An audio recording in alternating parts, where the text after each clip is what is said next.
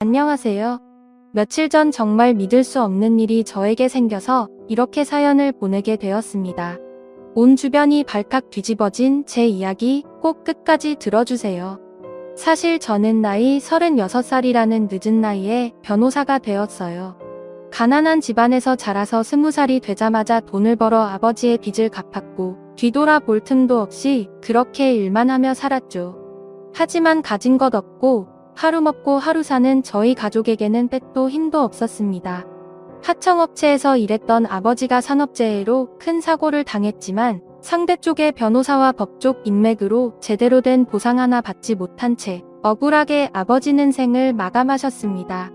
너무나 답답하고 화가 나서 잠을 이룰 수 없는 밤이 계속되었고 저에게 남은 희망이라고는 제 몸뚱이뿐이었습니다. 어쨌든 여기서 주저앉을 수는 없었고 어떻게든 살아서 그놈들이 다시는 우리 집안 무시하지 못하게 일어나야 했어요. 하지만 제가 해봤자 뭘 더 해보겠습니까? 고졸 출신의 막노동 일을 하고 아무것도 없는 제가 세상에 소리쳐봤자 나아지는 것은 하나도 없었어요. 어느 날 일을 하고 있던 도중 막노동 반장님이 제게 묻더라고요. 자네는 나이도 어린데 공부도 해볼 생각 없는가? 돈은 나중에도 벌면 되지만 공부라는 게 때가 있어서 때를 놓치면 무진장 고생하는 거야. 기회 있을 때 공부는 빚을 내서라도 해보게. 내가 자네 나이로 돌아간다면 반드시 공부를 할 거야. 생각해봐. 여기서 달에 300만 원 받아봤자 1년이면 3,600만 원인데 40살, 50살 처자식이 생겨도 이렇게 번다고 생각하면 막막하잖아. 그러니까 내 말 잘 새겨들어. 저는 반장님의 조언에 머리를 한 대 맞은 듯한 충격이 왔습니다. 반장님의 그 한마디는 제 인생을 바꾸어 놓기 충분했어요. 아버지가 사망함으로써 제가 갚아야 할 빚은 그래도 어느 정도 사라진 상태였고 젊음이 있었기에 모든 걸 던지고 공부를 시작했습니다. 고작 고등학교 졸업한 제가 일단 처음으로 해야 할 것은 대학을 나와야 하는 것이었어요.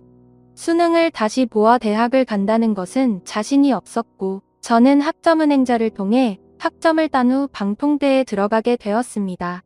그곳에서 학사학위를 받았어요. 우연한 계기로 행정법과 정부의 행정이라는 강의를 수강했는데 그때부터 사회에 대한 관심이 생겼던 것 같아요. 모르면 당하는 게 오늘의 사회구나. 그래, 공부하고 법을 알아서 내 자신을 보호할 수 있어야겠다고 생각한 저는 4년제에 들어가서 공부하고 싶은 욕심이 생겼고 편입이라는 제도를 알아보게 되었습니다. 법학과에 입학하겠다는 그 신념 하나로 1년 동안 고시원에 틀어박혀 공부만 했어요. 하도 앉아있어서 허리 통증은 말로 할 것도 없었고 정말 끊임없는 자기와의 싸움에서 저는 점점 지쳐갔습니다. 난생 처음 배워보는 영어에 애를 많이 썼죠. 그래도 1년간 14시간씩 밥 먹을 시간 빼고 공부만 하니까 멍청한 저도 되긴 되더라고요. 합격을 했습니다. 법학과에 당당하게 들어갔고 그렇게 저는 정말 하루하루를 최선을 다해 살았어요. 뒤늦게 시작한 대학 생활이었지만 너무 행복했고 정말 벅찼습니다. 이제야 인생다운 인생을 사는 듯한 기분이 들었어요.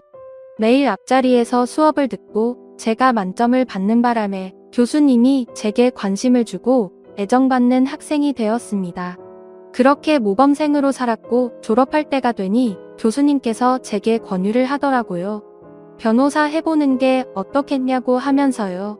저는 처음에 망설였습니다. 로스쿨 제도에 내가 잘 적응할 수 있을까?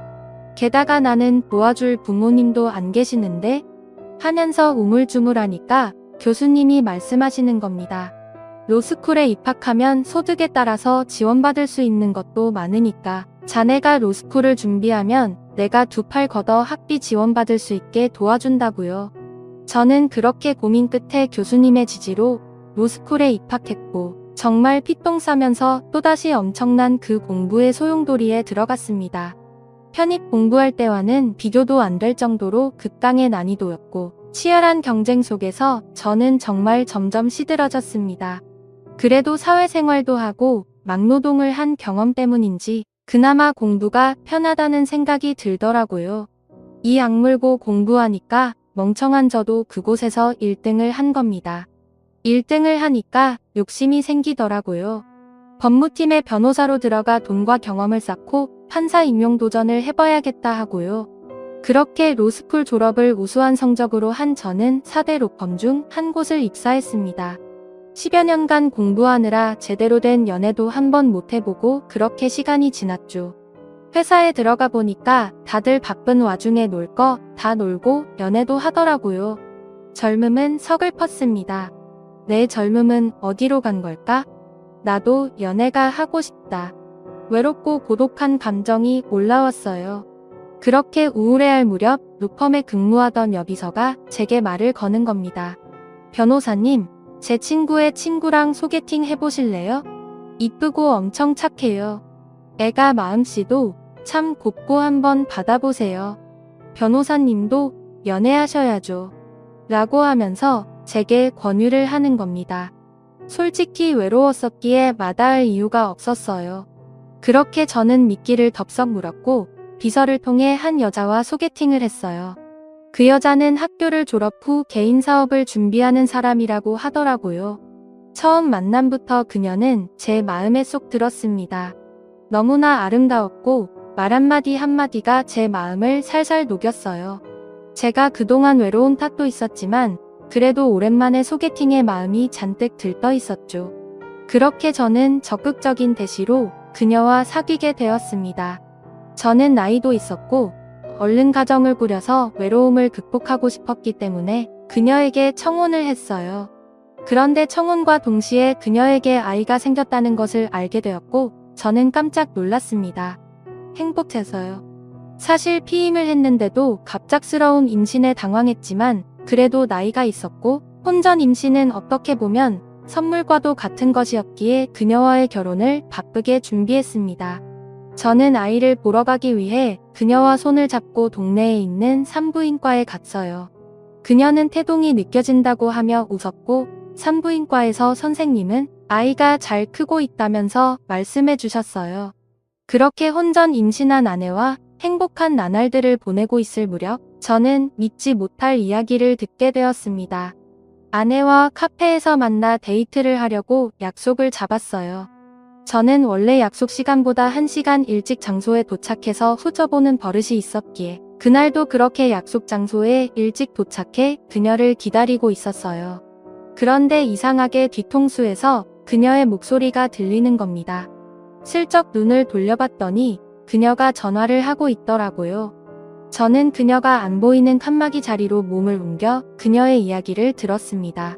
그러니까 이번에 변호사 속였잖아. 나는 그냥 사업 준비한다고 했지. 어차피 그 남자 고아야. 아버지 어머니 다 돌아가시고 그냥 개천에서 용난 케이스라서 딱 좋아. 외롭고 고독한 전문직 남자 잘만 구슬리면 되는 거야. 임신한 것도 알아. 피임했으니까 당연히 그 남자 아이는 아니고 손님 아이겠지. 뭐 잘 됐지. 혼자 임신했으니까 바로 결혼할 수 있고. 너도 빨리 청담동 아줌마 그 사람 잘 잡아봐. 그래. 나도 잘 되면 다시 연락할게. 라고 하는 겁니다. 그 이야기를 듣는 순간 머리에 소용돌이가 치는 듯 했고 순간 온몸이 굳는 듯한 증상이 나타났어요. 그 와중에도 형사 전문 변호사인 저는 습관적으로 바로 녹음기를 켰고 그 증거들을 전부 녹음했습니다. 일종의 직업병이었던 거였죠. 저는 놀란 마음을 감추지 못한 채 손을 부들부들 떨리는 것을 허벅지 사이에 넣고 곰곰이 생각했습니다. 이 사건을 어떻게 해야 할지요. 하지만 고민해봤자 답은 하나였어요. 지금 이렇게 결혼해도 신뢰가 깨진 상황이라 도저히 관계를 지속할 수 없었습니다. 일방적인 이별을 통보하기에는 이미 결혼을 기약하고 같이 병원도 갔기 때문에 저는 선택했어요. 화내지 말고 차분하게 이 모든 것을 이야기하고 깔끔하게 끝내자고요. 그렇게 저는 떨리는 손을 감춘 채 그녀의 앞에 성큼성큼 걸어갔습니다. 그리고는 말했어요. 저기요라고 하자 그녀는 뒤를 돌아보며 깜짝 놀라더라고요. 여보 왜 이렇게 빨리 왔어? 아유 깜짝이야 라고 하면서 애교를 부리더라고요. 그 모습을 본 순간 구역질이 났지만 저는 침착하게 그녀에게 말했습니다. 나한테 여보라고 부르지 마. 나 당신 과거 다 알아. 지금 당신 뱃속에 있는 아이 내 아이 아니고 당신이 몸 굴리며 돈 벌었던 손님들 중에 아이잖아. 배가 불러도 너무 불렀다. 형사사건 전문 변호사인 나를 상대로 지금 이런 파렴치한 일을 벌인 거야? 거짓은 결국 거짓일 뿐이야. 절대로 진실이 될 수 없어. 알겠어. 결혼? 없던 일로 하자. 솔직히 마음 같아서는 당신한테 정신적 피해보상 민사소송으로 싹 다 걸고 싶은데 이 정도로만 할게. 라고 하면서 그녀에게 말했고 그녀는 저의 싸늘한 태도에 찍소리 한 번 못 내고 고개를 숙인 채 눈물만 흘리더라고요. 그래도 한때 결혼까지 생각했던 그녀인데 이렇게 관계를 정리하는 게 저도 참 힘들었습니다. 아, 내가 너무 순수했구나. 누군가에게는 내 과거가 돈줄이 될 수도 있구나 생각했고 그 일 이후로 저는 절대 소개팅을 받지 않았습니다. 모든 여자를 경계하게 되었고 없어도 될 트라우마가 생겼어요. 몇 년간 거의 일만 하고 정말 독고다이 하자는 마음으로 살았던 것 같아요. 모두에게 친절했던 제가 저의 직업과 재력을 알고 다가온 상대방에게는 날카로운 발톱을 숨기며 내밀 준비를 하고 있었죠. 모든 게 가식 같았습니다.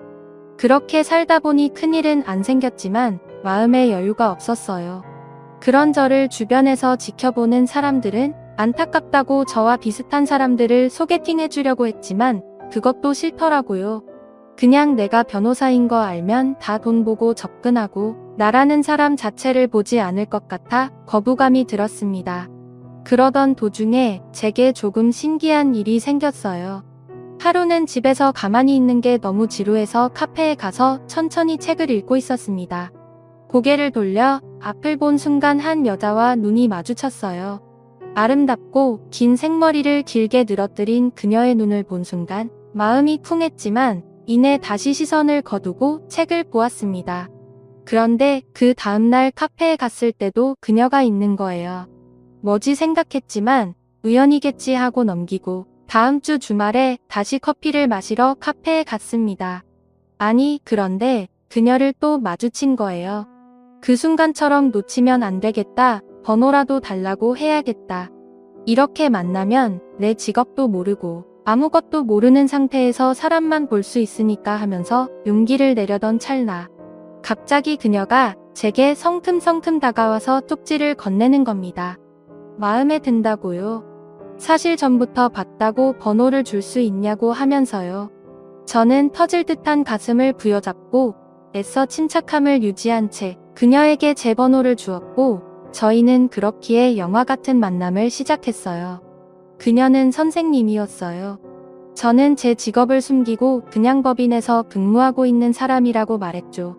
그렇게 한 6개월 정도 진지한 만남을 가졌고 하루하루 다시 연애세포가 살아나는 듯 했어요.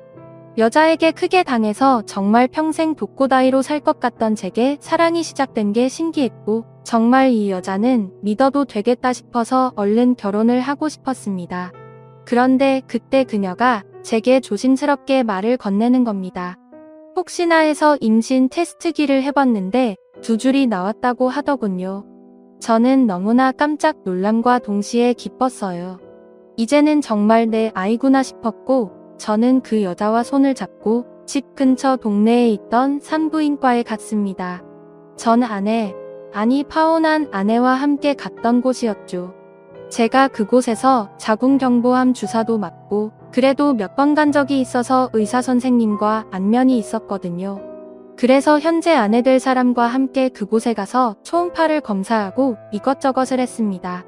아내가 작은 방에 들어가서 세부 검사를 하고 있을 때 선생님께서 제게 슬쩍 물어보더라고요. 그 전에 오신 분은 어떻게 된 거냐고요. 저는 짧고 굵게 설명드렸습니다. 직업 여성이었고 손님의 아이를 내 아이로 속여서 나랑 결혼하려고 해서 파혼했다고요. 의사 선생님은 힘내라고 그래도 다행히 좋은 분 만나셔서 다행이라고 하셨어요. 그렇게 저희는 바쁘게 결혼 준비를 하고 있었습니다. 체력을 단련하기 위해 복싱장을 등록을 했는데 그곳의 의사 선생님도 다니시는 겁니다. 깜짝 놀랐고 결혼과 아이에 관련해서 몇 번 말을 나누다 보니 부쩍 친해졌고 나중에는 연락처도 교환해서 따로 같이 만나 운동을 하러 갈 정도로 친해졌습니다. 아내 될 사람의 산부인과 전담의와 친해졌다는 게 여간 든든한 일이 아니었죠. 그렇게 저는 멋진 아이의 아빠가 되기 위해 체력 단련도 하고 일도 열심히 하면서 바쁜 하루를 보내고 있었습니다. 결혼 석 달 전 저희 집의 예비 아내, 그냥 아내라고 부를게요. 아내가 집에 들어와 같이 살기 시작했어요. 다니는 산부인과가 저희 동네에 있으니까 왔다 갔다 하기 쉽게 아예 저희 집으로 들어온 거죠. 그리고 신혼집도 제가 살고 있는 아파트에서 리모델링을 하고 살기로 했습니다. 그렇게 하루하루를 보내고 있던 중 제가 서류를 작성하다가 헷갈리는 맞춤법이 있었어요. 국어교사를 하고 있는 아내에게 물어보았죠. 자기야, 여기서 띄어쓰는 게 맞지? 검색해봐. 나도 갑자기 물어보니까 기억이 안 나네. 아마 붙여 쓰는 걸 거야. 라고 하면서 당황하고 잘 모른다고 하더라고요. 아내가 붙여 쓰는 게 맞다고 하니까 저는 붙여서 썼고요. 그런데 마지막에 맞춤법 검사기를 돌려서 확인해 보니까 띄어쓰는 게 맞더라고요. 뭐야, 교사가 이런 것도 몰라? 생각하면서 조금 의아해했어요. 하지만 헷갈릴 수도 있는 거니까 대수롭지 않게 여긴 뒤 그렇게 결혼을 차차 준비해 갔어요. 아내의 배도 점점 불러왔고요. 그렇게 대망의 결혼식 날이 왔고 저는 부모님이 안 계셨기에 홀로 샵에서 새벽부터 메이크업을 받았어요. 신랑과 아내 집안이 같은 샵에서 받으면 이혼한다는 소리가 있다고 하길래 저 혼자 쓸쓸하게 메이크업을 받으러 갔죠. 아무래도 여자들은 준비하고 드레스 입는데 시간이 오래 걸리니까 저 먼저 식장에 도착해서 이것저것들을 확인하고 있었습니다. 제가 근무하고 있는 법무팀 사람들이 다 오기로 했기에 더욱더 긴장이 되었어요. 뭐 잘못된 것은 없나 살펴보고 있었습니다. 발걸음을 일찍 하신 하객분들께서 1명, 2명씩 들어오셨고 저는 그분들에게 인사를 하며 손님을 맞이하고 있었습니다. 워낙 일찍 도착해서 미리 준비하는 게 습관이라 결혼식에서도 그런 제 태도가 드러난 거죠. 이렇게 미리 도착해 긴장을 달래고 있을 무렵 굉장히 양아치 같은 사람들이 식장으로 들어오는 겁니다. 제 하객은 아니었고 아내 쪽 손님이었던 것 같아요. 어디 강남 바닥에서 놀 것 같은 검은색 가죽 자켓에 스모키, 화장을 진하게 한 여자들과 소매와 목 사이로 보이는 문신들이 있는 덩치가 산만한 남자 3명이었어요. 저는 다른 하객들을 맞이하는데 그 무리가 저를 보면서 막 웃고 자기들끼리 무슨 이야기를 하더라고요. 그때 아내가 도착했고 아내는 그들을 보면서 깜짝 놀라더라고요. 야, 내가 오지 말라고 했잖아. 아, 진짜 너네들 때문에 미치겠다. 야, 의가 빠지면 섭하지. 우리가 밑바닥에서 같이 보낸 세월이 얼마인데. 우리 둘 중에 지금 제일 공사 잘 쳐서 시집가는데 그 모습 생생하게 두 눈으로 기억해야 우리가 자격받아서 너처럼 되지 않겠어? 우리 네 신랑한테 말도 안 할 거니까 긴장 풀어라. 우리 그렇게 못된 사람 아니에요? 라고 말하더라고요. 얼굴 표정이 잔뜩 굳어진 와이프는 다시 이내 표정을 고쳐잡았습니다. 뭔가 상황이 이상했지만 그래도 지금 뭐 어떻게 할 수가 없었기에 찝찝한 마음을 감추고 다시 몰려오는 하객분들을 맞이했어요. 회사 사람들도 전부 왔고 다들 독고다이 한다고 그렇게 노래를 부르더니 아니었다고 하면서 제 어깨를 두들기며 놀리셨고 저는 그 덕분에 긴장이 풀렸죠. 시계 진행이 코앞으로 다가왔을 무렵 저기 멀리서 산부인과 의사 선생님이 들어오시는 겁니다. 같은 복싱을 다니면서 부쩍 친해졌고 그래서 제가 청첩장을 드렸거든요. 그런데 그 의사분의 얼굴 안색이 너무나 안 좋으셨어요. 그분께 다가가니 그분이 갑자기 제 팔목을 잡으며 말하시는 겁니다. 변호사님 지금 바쁘시죠? 다름이 아니라 꼭 전해드릴 말이 있는데 잠시만 시간을 좀 주실 수 있으세요? 라고 하면서 저를 비상계단 쪽으로 데려가는 겁니다. 저는 회사 동생에게 자리를 맡기고 이야기를 하러 갔죠. 선생님 왜 그러세요? 숨 좀 고르고 말해보세요. 라고 하니 그 의사분이 믿지 못할 이야기를 꺼내는 겁니다. 아니 변호사님 전 아내분 그러니까 그 직업 여성인데 직업을 속이고 변호사님께 접근한 그 여자랑 지금 아내 되실 분이랑 아는 사이예요. 놀라지 말고 들으세요. 변호사님 그 여자 카페에서 만난 거죠? 그것도 전부 계획된 만남이었어요. 변호사님과 파혼한 그 여자가 자기 술집 동생을 시켜서 변호사님이 자주 가는 카페에 출몰하게 했고 변호사님의 번호를 딴 거예요. 제가 그걸 어떻게 알았냐면 여기 핸드폰 좀 보세요. 라고 하면서 제 아내의 핸드폰을 건네더라고요. 얼마 전에 핸드폰 잃어버렸다고 아내가 새로 핸드폰을 샀거든요. 아내의 핸드폰이 산부인과 소파 사이에 껴 있었던 겁니다. 아내가 검진을 받으러 병원에 갔을 때 주머니에서 핸드폰이 빠져 소파에 낀 것 같고 주말에 병원 대청소를 할 때 의사 선생님이 그 핸드폰을 발견한 거였어요. 핸드폰 주인을 찾아주려고 했는데 일주일이라는 시간이 지나서 그런지 연락이 안 와서 그 핸드폰 잠금을 풀어서 어디에 팔려고 했대요. 공장 초기화를 해서요. 그러다가 컴퓨터를 잘 다루시는 원장님께서 아내의 핸드폰을 컴퓨터에 연결해서 잠금을 풀었는데 그게 판도라의 상자였죠.